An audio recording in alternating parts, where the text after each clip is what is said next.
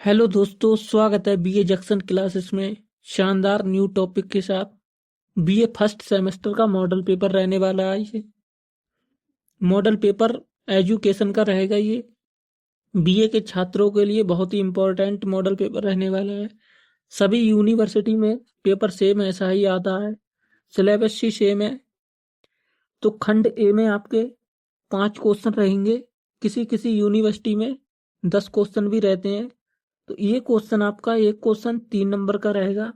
Total question आपके इसमें 5 रहेंगे खंड ए में। जैसे शिक्षा का व्यापक अर्थ क्या है, इसी तरह का मॉडल पेपर आएगा।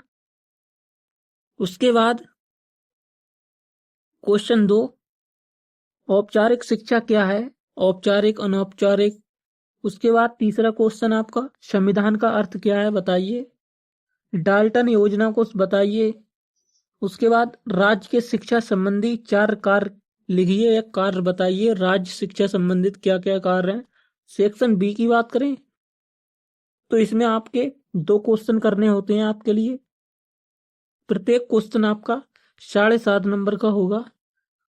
इसमें 2 क्वेश्चन करने होंगे आपके लिए बस। लगभग 800 वर्ड में लिखना होगा, 200 शब्द में कर देंगे फिर भी चल जाएगा। क्वेश्चन नंबर 1 की बात करें इसमें छठे की, तो अंतरराष्ट्रीय सद्भावना की विशेषता लिखिए। क्वेश्चन 7 की बात करें, प्राथमिक शिक्षा के उद्देश्य बताइए। इसी तरह अनौपचारिक शिक्षा से आप क्या समझते हैं। क्वेश्चन 3 रहेंगे इसमें सेक्शन खंड खा में, तो इनमें से आपके लिए 2 क्वेश्चन करने होंगे।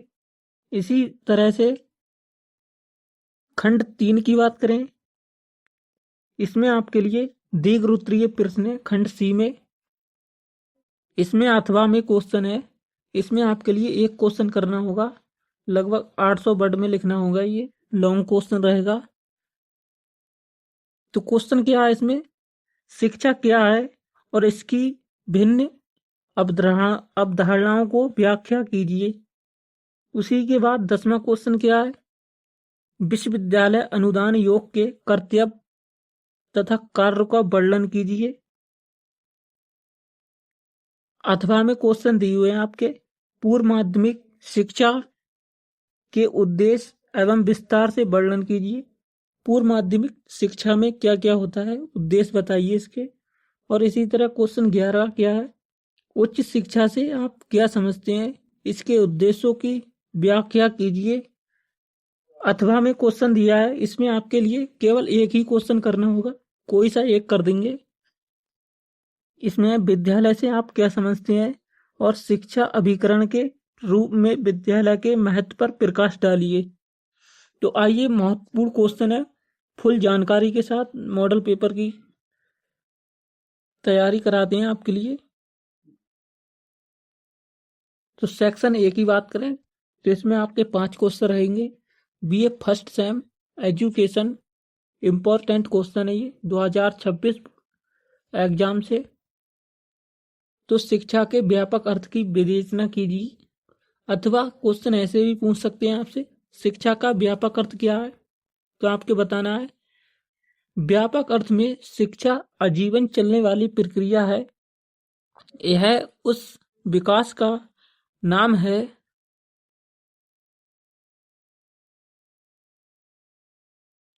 है जो जन्म से मृत्यु पर्यंत चलता रहता है। इसी विकास के कारण व्यक्ति अपनी परिस्थितियों पर विजय प्राप्त करता है, भिन्न समस्याओं का समाधान ढूंढता है और अपने कर्तव्यों का पालन कर रहा है। ये व्यापक शिक्षा का अर्थ है। इसी तरह क्वेश्चन 2 की बात करें, औपचारिक शिक्षा क्या है। औपचारिक शिक्षा अथवा इस तरह पूछ सकता है आपके लिए, औपचारिक शिक्षा से क्या आशा है। ये क्वेश्चन 2021, 22, 23, 24, 25 लगातार क्वेश्चन आया है। 2026 में 100% भी आएगा ये क्वेश्चन। तो बात करें उत्तर, औपचारिक शिक्षा उस शिक्षा को कहते हैं जो बालक किसी निर्धारित कार्यक्रम के अनुसार नियंत्रण या वातावरण में रहते हुए किसी पूर्व निश्चित उद्देश्य की प्राप्ति के लिए निश्चित पाठ्यक्रम को निश्चित शिक्षण पद्धति के द्वारा निश्चित स्थान पर निश्चित समय में समाप्त करके परीक्षा देकर उपाधि प्राप्त करता है। जैसे आप क्लास 12th में पढ़े थे, निश्चित समय में निश्चित सिलेबस कंप्लीट किया, उसके बाद एग्जाम दिया, उसके बाद परीक्षा का इंतजार किया, उसके बाद उपाधि ग्रहण की आपने। उसी तरह ये औपचारिक शिक्षा से ये स्पष्ट होता है। इसी तरह क्वेश्चन 3 की बात करें तो संविधान का अर्थ क्या है? तो संविधान का अर्थ यह है कि संविधान उन नियमों के समूह अथवा संग्रह को कहते हैं जिसके अनुसार किसी देश की सरकार या शासन कार्य चलाया जाता है। जैसे अपने देश में नियम कानून चलाए जाते हैं, ये सब संविधान से लिए गए हैं, संविधान से ही चलता है। क्वेश्चन नंबर 4 की बात करें तो डाल्टन प्राप्ति की 2 विशेषताएं बताइए। डाल्टन किसे कहते हैं? ऐसे भी क्वेश्चन पूछा जा सकता है। तो डाल्टन प्रणाली की 2 प्रमुख विशेषताएं निम्नलिखित हैं। इस प्रणाली में बालक को अपनी रुचि, योग्यता, आवश्यकता तथा गति के अनुसार कार्य करने का अवसर दिया जाता है। ये डाल्टन विधि कहलाती है इसकी। नंबर 2 विधि की बात करें तो यह प्रणाली प्रयोगात्मक अध्ययन एवं विशेष बल देती है। इसमें बालकों का अधिकांश समय प्रयोगशालाओं में ही व्यतीत होता है। क्वेश्चन 5 की बात करें तो जिला शिक्षा एवं प्रशिक्षण संस्थान क्या है? तो जिला शिक्षा एवं प्रशिक्षण संस्थान का एक नोडल एजेंसी है जिसके उद्देश्य शिक्षा का सार्वभौमिकरण है।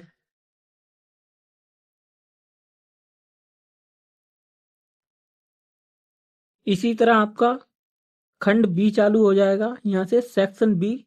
ये सेक्शन बी के क्वेश्चन रहने वाले हैं आपके। अति लघु उत्तरीय प्रश्न आपके हो गए हैं, अब लघु उत्तरीय प्रश्न होंगे आपके। लगभग 200-300 शब्द में आपके लिए उत्तर देना है इनका। तो क्वेश्चन नंबर 1 की बात करें, शिक्षा के कार्य बताइए, अथवा ऐसे भी क्वेश्चन पूछा जा सकता है आपसे, मानव जीवन के दृष्टिकोण से शिक्षा के महत्वपूर्ण कार्य लिखिए। क्या क्या कार्य हैं शिक्षा के? तो कार्य की बात करें तो प्राचीन काल से लेकर आज तक शिक्षा के कार्य के संबंध में विचारकों और शिक्षावादियों में मतभेद रहा है। फिर भी शिक्षा के प्रमुख कार्य निम्नलिखित हैं। कुछ पॉइंट 1 की बात करें तो जन्मजात शक्तियों का विकास शिक्षा का प्रमुख कार्य है। और ये मनुष्य की जन्मजात शक्तियों जैसे शारीरिक शिक्षा, माध्यमिक शिक्षा और मानसिक शिक्षा, आध्यात्मिक, नैतिक आदि का संतुलन और गतिशील विकास करता है ये। इसी तरह पॉइंट 2 की बात करें तो मूल प्रवृत्तियों का नियंत्रण, निर्देश और शोधन करना मानव में कुछ जन्मजात मूल प्रवृत्तियां होती हैं, जैसे जो जीवन पर्यंत बनी रहती हैं। शिक्षा का कार्य इन प्रणालियों पर नियंत्रण रखना और सिखाना रहता है और इन्हें सही दिशा की ओर मार्गदर्शित करता है ताकि इनका समाज हित में प्रयोग हो सके। जैसे शिक्षा एक नियंत्रण चलने वाली प्रक्रिया है, मानसिक, आध्यात्मिक, ये शिक्षा अपने आप आती हैं जैसे जैसे बुद्धि लब्धि का विकास होता है इसमें।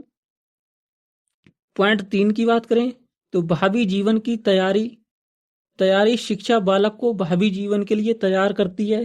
जैसे शिक्षा एक सीखने की कला है और ग्रहण करने की कला है।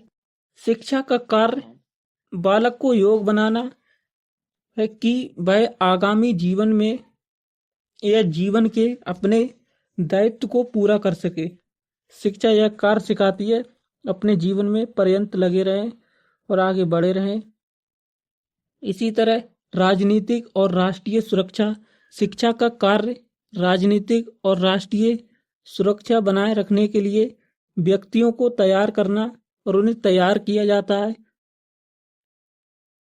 पॉइंट 5 की बात करें तो पॉइंट 5 में क्या है? सांस्कृतिक और सभ्यता का संरक्षण।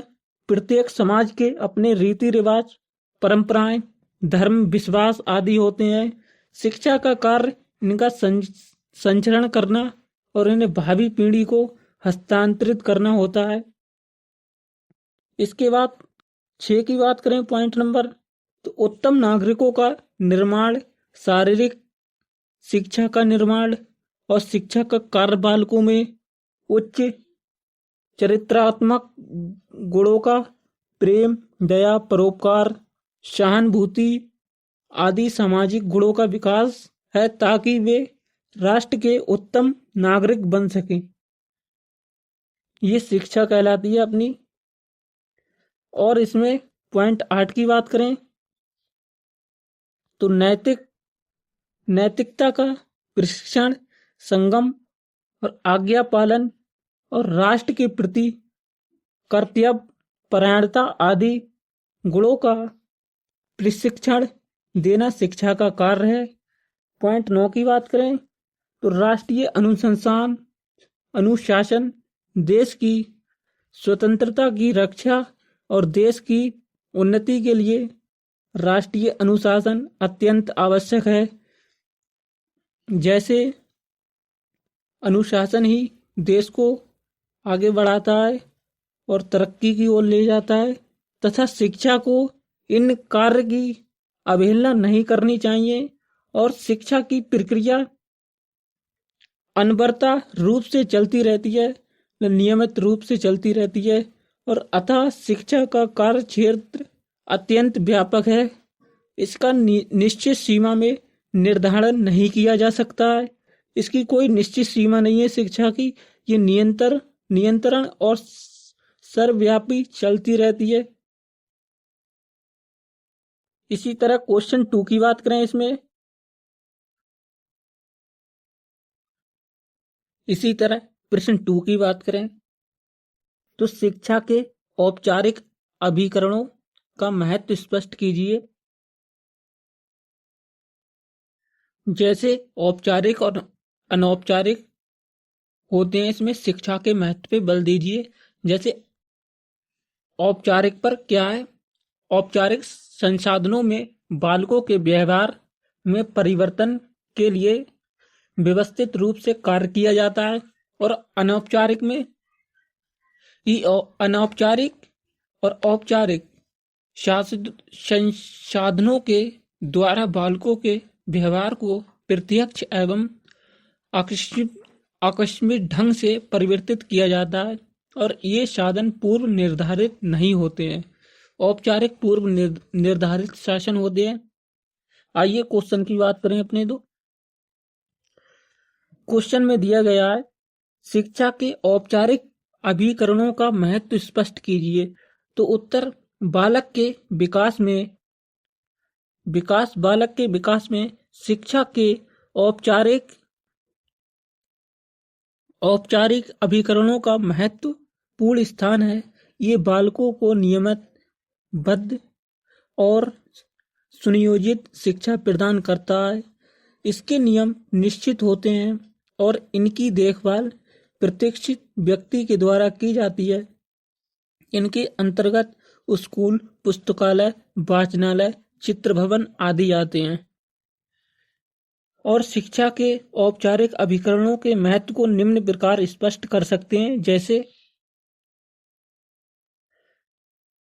जैसे औपचारिक अभिकरण महत्वपूर्ण, नियमित और सुसंगठित